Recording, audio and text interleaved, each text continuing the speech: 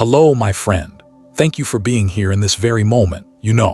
There are pains in life that don't come to destroy us, they come to awaken us. And if you're hearing these words right now, it's not by chance, because 2025 is opening a great door for Aries, a door where suffering ends and a new era of happiness and peace begins. So, let's step into this journey together. We'll begin with the very fire inside you, a fire that has carried you through storms, yet at times has burned you as well. And that will be the story of our first chapter, the fire of Aries and the path of suffering. Aries, from the very first steps of your life, you've carried the spirit of a pioneer. No one ever had to teach you how to move forward, it was already in your blood. Every step you took was like the first strike of a sword cutting through the night, opening a path for others to follow. You are the torchbearer, the one who leads, the flame that never surrenders. And yet, look back for a moment. Has that same fire ever burned you? When passion turned into haste, when the hunger for victory became a heavy weight on your shoulders, how many times have you rushed into battle not for joy but from a quiet fear? A fear that if you didn't prove yourself, you would be forgotten. How many nights have you stayed awake? Not because work was unfinished, but because silent questions haunted you. Am I enough? Did I do it right? Do I matter in the eyes of others? I believe no pain is meaningless. Every scar, every fall is a stepping stone bringing you closer to your true self. Those years when you felt like you were losing everything were in truth the years you were given the chance to hear your inner calling. Your life was never wasted. You learned how to endure, how to rise, how to light the torch even when your hands were trembling. I've seen many souls carry this Aries fire, strong, bold, willing to lead, yet also deeply fragile. The world praises their courage, but few notice the weariness behind the light. People admire their bravery, yet don't see the nights when all they want is to lay down their armor, sit in silence like a child longing for an embrace. And maybe you felt that way too. Don't blame yourself for those moments of weakness. They are what make you whole. A true warrior is not one who never falls, but one who dares to face the wound and rise again, this time with a softer, kinder heart. You've lived in the whirlwind of proving yourself. The harder you tried, the more lost you felt. Haven't you noticed? When fire burns too fiercely, it scorches even the very ground it meant to warm. That is the exhaustion few can understand. But even in that exhaustion, there is a hidden gift. Because in your breaking point, you finally realize you cannot live your whole life trying to please everyone. You cannot keep wearing masks just to be accepted. And that's when the real question appears. If I lay everything down, who am I? There is a truth I've learned from the teachings of the Buddha. Suffering is the doorway to awakening. When we reach the edge of what we can bear, we begin the journey home. And that home is not out there. It's within your own heart. And Aries, you are standing at that very threshold now. Picture this. Your fire no longer raging like a storm, but glowing steadily like embers in a hearth. Not burning you out, but warming you. Not exhausting you, but nourishing your strength from within. That is your original fire, the flame you were born to carry. Maybe you've lost your way many times. Maybe you felt you've lost it all. But the truth is, every turn, every pain was another piece of the puzzle, guiding you back to your center. That center was never gone. It was only covered by the dust of expectations, by worry, by comparison. And now, light begins to shine through the cracks. If you're hearing these words, perhaps you've been waiting for a sign that your suffering had meaning and that it's coming to an end. Not an end through some miracle outside you, but through an awakening within. When you pause, breathe deeply, and listen to the truest voice inside, you realize you've always had everything you need. Suffering never made you smaller, it made you deeper. It turned your light into something not only bright but warm. It taught you that victory isn't about standing on the highest podium, but about finding peace in every step you take. And when that realization comes, you will feel a release, as if you've finally put down a heavy backpack you've carried for too long. You breathe, and for the first time in years, you feel truly free. That freedom opens a new door. Not a door leading to more battles, but a door leading into the sacred garden of your soul. And there, you begin a new journey to sow fresh seeds for your life, until spring arrives with true peace and true happiness. There are moments in life that feel like markers in a sacred book. A fresh page is opened, yet the ink has not been written. September 2025 is one of those pages. not a page of noisy battles, not the footprints of endless running to prove yourself.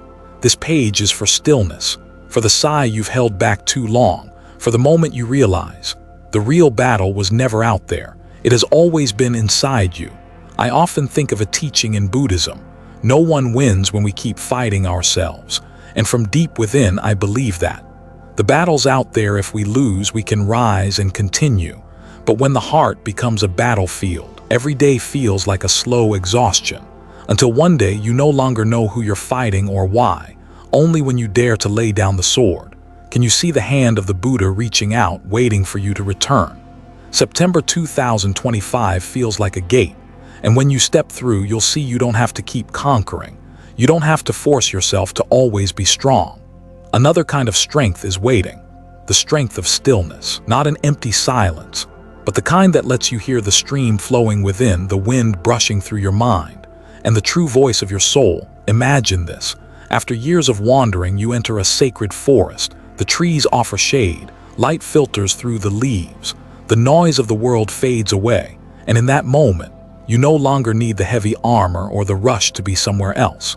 You sit down, you set your sword aside, and you let your hands rest. Peace flows in, like the feeling of coming home after a long journey.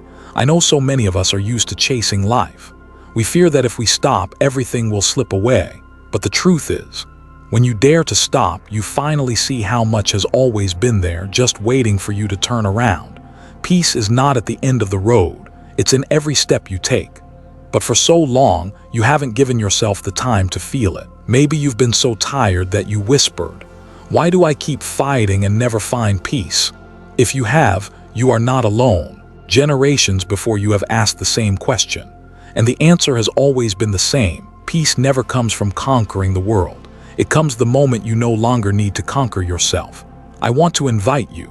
Pause for a moment. Ask yourself, have I been holding the sword for too long? Am I fighting an enemy that doesn't even exist just to hide my own fear? These questions may leave you silent, and that silence is good, because it is in that pause that new seeds of truth are planted. You know, there is a light that only appears after the darkness of exhaustion. That light leads you into another journey, one no longer about winning or losing, but about returning to the breath, returning to the heart, returning to the original flame, not to burn, but to guide. Maybe you don't feel it yet. Maybe you still grip your sword, afraid that if you let go, you'll seem weak. But remember, no one is weak for choosing peace. In truth, only the bravest souls dare to set down their weapons and face themselves. So let me ask you, have you ever felt drained from fighting so long yet never finding peace? If so, I invite you to share your story, not to boast of victories, but to allow yourself to be heard, to connect, to be understood. Because sometimes, simply speaking, what we've carried is how we finally lay it down and find our stillness. And then, when this gate opens, when you finally place the sword aside, you'll see a new path slowly forming in the gentle light. A path not leading you back to the battlefield, but guiding you into a deep, sacred garden where seeds of hope and seeds of peace are waiting to be sown. There are moments in life when it feels like you've stepped into an old, forgotten garden. The path's overgrown with weeds, the soil cracked and dry, and it seems as if nothing fresh could ever grow there again. But then, when you lean down, you notice, in that weary soil there are still seeds lying quietly. They are not dead. They're simply waiting for a hand that knows how to clear, how to water, how to be patient. Your soul is that garden too, a deep place inside that maybe you've abandoned for years because you've been too busy fighting battles on the outside. I want you to imagine this. The universe is a wise gardener. It never rushes. It knows when to cut away dead branches, when to let the soil rest, when to plant seeds, and when the time for harvest will come. Your years of suffering, they were winter, and winter is never meaningless because in the cold, the earth rests, keeping the young shoots warm, preparing for the day they will rise again. And when spring arrives, what you thought was lost comes back stronger, greener, more alive. This is your time to step into the garden of your inner world with patient hands and gentle eyes. Clear away the weeds, the doubts, the fears, the thoughts that no longer serve your growth. Nourish the soil with gratitude, with forgiveness, with moments of stillness where you allow yourself to heal. And then, Plant new seeds, dreams you once forgot, trust in your true worth, little promises you whisper to your own soul. There's no need to hurry. A tree blooms only in its season.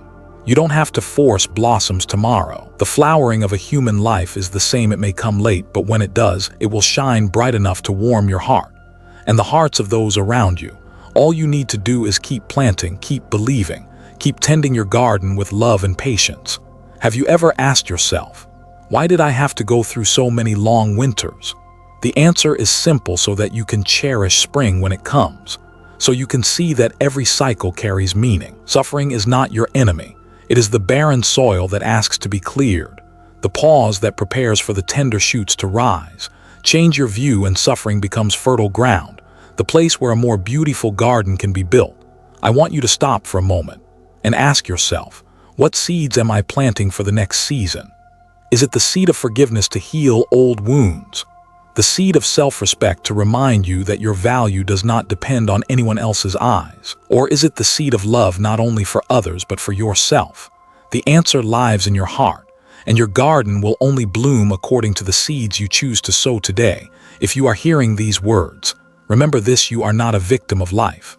You are the gardener. You are the one who decides what will grow and what must be released. And every time you care for your inner garden, you're not just building it for yourself, you're building it for the world. Because one peaceful soul can spread that peace to family, to friends, to an entire community. Let your garden be the place where others find light. Let your patience teach those around you the beauty of honoring every season. And let your faith that spring will come inspire those who are still lost in their own winter. And as you walk through your garden, you'll see the trees that have grown strong, roots deepened by the years you've tended them with care. That strength is yours. That gentleness is yours. That light is what you bring into the world. And in the soft wind, you may hear another sound, a whisper from the universe itself. It is time to build within you a foundation stronger than ever before, a core of strength that nothing in life can shake, where you can stand steady through every storm. In every ancient forest, there is always a great tree. It doesn't need to boast. It doesn't need to bloom with color. It simply stands, steady through the years, roots reaching deep into the earth, branches stretching high into the sky. Storms have toppled slender trees, but they could never uproot the great one. And if you listen closely, you'll realize your soul longs to become such a tree, an unshakable anchor, untouched by the winds of life. We often think strength comes from what others can see: fame, money, position, admiration. But when night falls, and it's only you and yourself, none of those things can keep you balanced. When the soul trembles, titles cannot soothe your fear, wealth cannot cover your wounds. The spotlight outside can never replace the peace within. True strength does not lie in what the world praises. It lies in the center, the place you return to, the place where you find yourself again. There is a teaching in Buddhism: peace is not found on mountain peaks or across wide oceans, but in each conscious breath.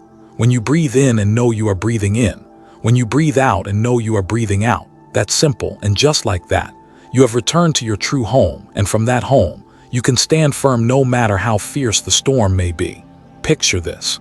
If you've ever built a house on sand, one strong wave is enough to bring it down. But if you take time to lay the foundation, to build upon stone, that house will stand through the storms. Your soul is the same. When you depend on the outside, you live in fear of losing, but when you root yourself within, you discover nothing can truly take away your peace. Ask yourself, how many times have you searched for strength in distant places? How many times have you believed that if you just had more, achieved more, received more praise, you would finally be happy? And yet even when you reached it, you still felt empty. That isn't failure. It's simply because you were searching in the wrong place. Peace was never out there. It lives in every step you take, in the way you meet yourself each day. A friend of mine once spent years chasing everything: career, money, the applause of others. He grew thin, worn out, but still thought he was strong. Only when life forced him to stop did he realize he had no roots left. And from that moment he began to learn, to sit, to breathe, to listen to his own heart. Now he no longer lives to prove himself. He lives to truly feel, and in that stillness, he found a strength that no storm could ever take away. Maybe you've been there too. Maybe you've stood in the middle of chaos and realized nothing outside you could bring peace. If that moment has ever come, I invite you to share your story, because when you tell it, you not only heal yourself, you may give strength to someone who needs to hear it. Remember this, building an unshakable core inside is not something you do in a day or two. It is a journey. It is choosing day after day to return to yourself, to trust your own roots, instead of being swept away by fleeting winds. And when that core is strong, you no longer need to prove anything. You simply show up and your presence alone becomes light for the world. And then, when you stand tall like the great tree, something else begins to happen. When the fire inside you becomes steady, no longer burning out of control, a new flow opens. The flow of abundance, of money, of opportunity, not born from struggle, but from the harmony deep within your soul. When the fire inside you stops raging wildly, when it softens and glows steady like a lamp, something strange begins to happen. The things you once chased with all your strength suddenly start finding their way to you. Money, opportunities, abundance, they are no longer the reward of endless struggle. They become the natural result of an inner life that has found its own rhythm. Wealth, if it only means numbers in a bank account, will always leave you feeling lacking, because every time you reach one level, you feel you need more. But true wealth is when you know your own worth, when you understand that time is the one treasure you can never buy back, when you choose to give your energy to what brings life, instead of what drains your heart. Imagine a lake. When the wind stirs, the surface ripples, and the moon cannot reflect clearly. But when the water is still, the moon appears in full. Life is the same. When your mind is restless and hurried, you can't see opportunities clearly. But when you settle, when your heart becomes clear as water, blessings find their way to you. Silent doors begin to open. I remember a woman once shared her story with me. She spent her life working hard, providing for her family, trying to prove her value. But only when she retired, when she set down the burden of work, did she notice something amazing. Warm relationships returned. Her health improved. Even money began to flow more easily through small, unexpected opportunities. She told me, "I didn't need to run to catch luck. I just needed to live right and luck found its way to me." Have you ever felt that? That when you finally stopped rushing, luck appeared out of nowhere. Maybe as the perfect offer at the perfect time. Maybe as money you never expected. Or maybe as a simple lightness in your heart. The kind that makes you feel richer than any number ever could. In our modern world, we're often trapped in the idea that the more we do, the more we fight, the more we push, or successful we'll be. But here's a truth that souls who have walked through suffering already know. Real wealth is not about having more. It's about learning to let go of the excess. Sometimes wealth is found in a quiet afternoon, in a simple meal with family, in a deep, restful sleep. That too is abundance. If you pause and ask yourself, what do I really want from this life? You may realize you don't need much to be happy. A clear mind, a peaceful heart, a few true relationships, and work that nourishes your soul. That's a wealth not everyone is brave enough to wish for. The world doesn't need you to be the richest. It needs you to be the richest version of yourself, rich in wisdom, rich in kindness, rich in presence. And when you have that, money and opportunities show up as reflections, like the moon on the lake, waiting for the water to be still. Think of life as a river. When you swim against the current, you exhaust yourself, convinced you'll never reach the end. But when you allow yourself to flow with it, everything moves with ease, and the river carries you exactly where you need to go. Abundance is the same. It comes when you live in harmony with your nature, when you no longer fight to prove, but simply live fully present. And then, when you see wealth not as a chase, but as a state of harmony within, all of your desires begin to change. What you seek is no longer outside. It's here, in every breath, in every small choice, in the way you love yourself and treasure each moment. It's in that stillness, in that slowing down, that you'll notice another door opening, a door not to material riches, but to deeper understanding and love, where the heart is no longer a battlefield, but a true home. There was a time when love in your eyes looked like a battlefield. Every word, every gesture felt like either a weapon or a shield. You threw yourself into love with all your fire, yet always felt the need to prove, to wrestle, to fight between the hunger for freedom and the fear of losing. So often you didn't love to be happy. You loved to prove you were worthy of being loved. And in that war, you walked away many times with wounds too deep to name, but the turning of the universe has carried you into a new season. In this cycle, love is no longer a battlefield. it becomes a home, a place where you don't have to defend, don't have to prove, a place that doesn't demand your freedom, but gives you wings to fly farther. Love now becomes companionship, equality, nourishment. It's not two souls clashing.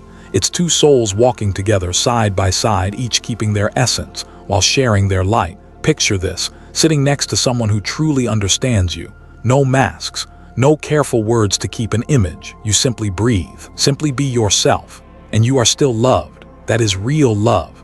Love doesn't shrink you to fit into someone else's frame. It expands you, helping you become the fullest, brightest version of yourself. I believe we don't love because we are lacking. We love because we are already full.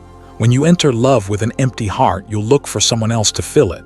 And when they can't, disappointment turns into conflict. But when you've learned to value yourself, when you step into love already whole, you no longer ask your partner to be your savior. Instead, you see them as a companion, a beautiful piece of the puzzle, not to cover your flaws, but to make the picture of your life more radiant. Years ago, I thought love meant holding on at any cost, that if I didn't cling tightly, I would lose it. But time and wounds taught me something different. True love is when you can be yourself without masks, without games, without wearing someone else's cloak. And when two people meet in that honesty, love becomes a miracle, simple, yet profound, fragile, yet unshakable. So let me pause and ask you, what is true love to you? Is it the peaceful look in someone's eyes when you meet their gaze? The silence that still feels close? The calm of knowing you don't have to rush, because you feel safe in their presence? If you'd like, share your story, because every love story is a precious piece, and when shared, it can touch the heart of someone still searching. Remember this, love is not a fight to win. It is a journey of learning to walk hand in hand through scorching summers and long rains alike. It is where you never fear losing freedom, because true love never cages, it frees. And when you enter love with a heart already whole, you no longer crave someone to complete you. You simply want to share your wholeness, and that is what makes love pure and lasting. When love is no longer a battlefield, your heart becomes a home, and in that warmth, something else begins to shift. The relationships around you start to change. You're no longer drawn to dramatic, chaotic romances. You're drawn to souls that are real, that know how to give and how to receive. And from that home of love, you begin creating a new circle of energy, a circle of clarity, where you know who truly belongs on your path. In the days you've learned to turn inward, a light begins to rise from your own heart. And when that light grows clear enough, the world around you changes too. What was once hidden comes into focus. Faces that once seemed kind reveal their truth, and you realize not everyone who smiles at you carries goodness. Not everyone who walks beside you is truly walking with you. But instead of pain, this clarity brings a strange relief, because when the inner light shines, the masks fall, the roles, the sweet but empty words, the relationships built only on use, they cannot stand before your glow, and you don't need to fight to push them away. They leave on their own, like autumn leaves falling when their time is done. Light doesn't need to argue. It only needs to shine, and the shadows will find another path. In that moment, you watch the toxic ties that once drained you begin to fade. No more tug of war, no more holding on. Instead, the ones who remain are the souls that truly honor you. And you begin to understand something vital. Compassion doesn't mean holding on to everyone. Compassion also means letting go, allowing what does not belong to you to leave. Remember this, letting go is not loss. Letting go is choosing freedom. It is making space for what is new and good to arrive. So many of us have feared that if we let go, we will end up alone, empty. But the truth is, only when you release, do you see who is truly yours. And in that moment, you realize those who stay are there not for gain, not for conditions, but for the deep resonance of the soul. I want you to pause and ask yourself, are there relationships you're holding on to only out of habit, not out of love? Are there faces you're afraid to release, though deep down you know they no longer bring light to your life? This is the time for courage. This is the time to trust that love never runs dry, and when you let go, the universe will send those who are more worthy, more aligned. At the right time, there is a strange peace that appears when you step across that threshold. You feel like a mountain. On the summit, not everyone can climb to you, but those who are meant to will find their way no matter how steep, no matter how rocky. And when they arrive, It is not to take from you, but to sit beside you and share the open sky. You no longer need to exhaust yourself trying to please everyone. You only need to be honest with your own heart. And that honesty becomes a shield of clarity. A shield not thick to shut the world out, but clear enough to show you who comes with love and who comes with selfishness. It allows you to open your heart wisely, to welcome what nourishes, and to refuse what drains you. This is the power of clarity. It doesn't make you rigid, it makes you discerning. It doesn't make you cold. It helps you see who is truly worthy of your warmth. And when you step into this state, life becomes lighter, light, but not empty, light, yet full of strength, because only when you dare to release are you truly free. And in that freedom, something miraculous begins to appear. Something greater than any relationship, greater than any tie, is waiting for you, because when you release it all, you find yourself standing before a new horizon, where you become the true captain of your destiny. And in the moment you find the courage to let go, to release what has drained you, a new horizon appears, like fog lifting from the sea, revealing a ship waiting for you to step aboard. There you see yourself no longer drifting, no longer tossed by the waves. You are the one holding the wheel. The stars above may guide your direction, the wind may fill your sails, but only you decide where your ship will go. This is the greatest lesson of the journey. The freedom to choose is life's most precious gift. No one can live for you, no one can decide for you, and no one can take away the strength within you, the strength you've guarded, shaped, and tempered through years of pain. Suffering ends when you realize all that power is still in your hands, waiting for you to use it with wisdom. Picture yourself standing on the open sea, the wind roaring, the waves rising high. But this time, you are not afraid, because you know the wheel is in your hands. You know that when the wind shifts, you can turn the ship. When the storm comes, you can drop anchor.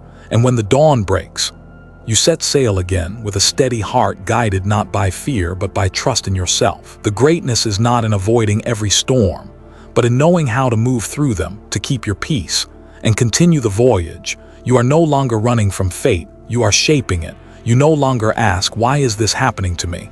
Instead, you whisper, how will I choose to walk through this?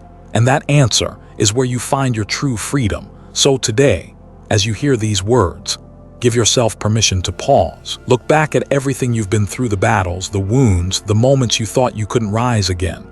And then smile, because all of it has carried you here to this moment, when you finally become the captain of your destiny. Thank you for being here, for listening, and for walking this path of healing. And may you, strong Aries, step into this new era with a heart at peace and a soul full of light.